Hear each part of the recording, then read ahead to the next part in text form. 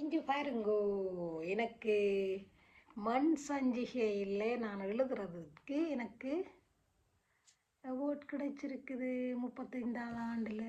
பாருங்கோ, ஒவ்வொரு மாதமும் நான் எழுதுறேன். பிரித்தானிய விருது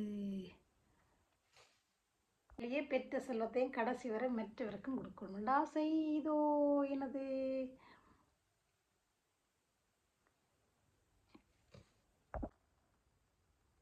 மண் சஞ்சிகை அவார்டு. உண்மையில் இந்த மிக்க சந்தோஷம்.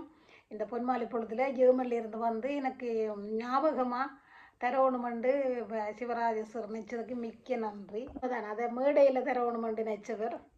நான் நினைக்கிறேன் அதுக்கான வெண்ணுமதி கிடைக்கலையேருந்து பாவம். மேடையில் தரவணும்னு நினச்சவர் எனக்கும் சந்தோஷமாக இருந்தேன். பரவாயில்ல, எனக்கு பிறவழி எந்த இல்லை, நான் ஏதோ சமூகத்துக்கு செய்த நல்ல சந்தோஷம். அவர் மேடையில் தர்றதுக்கு முயற்சித்தவன் முடியலை. அவ்வளோ சந்தோஷமாக இருந்துச்சு. என்னென்றால் எனக்கு இந்த விருப்பம், எனக்கு ரொம்ப விருப்பம், எழுதுறது ரொம்ப பிடிக்கும். எனக்கு உண்மையில் சந்தோஷமாக இருக்குது. மிக்க மிக்க சந்தோஷம். மிக்க மிக்க நன்றி மண் சஞ்சிகை ஆசிரியர் சிவராஜா சார் அவர்களுக்கு நன்றி.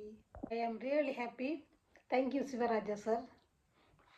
நான் இப்போ சிறுகதை எழுதுகிறேன். நான் டைம் இல்லை, ஓரளவுக்கு எழுதுகிறேன். நான் சிறுகதையை நான் என்னென்றால் அழிய விடக்கூடாதுக்காக வேண்டி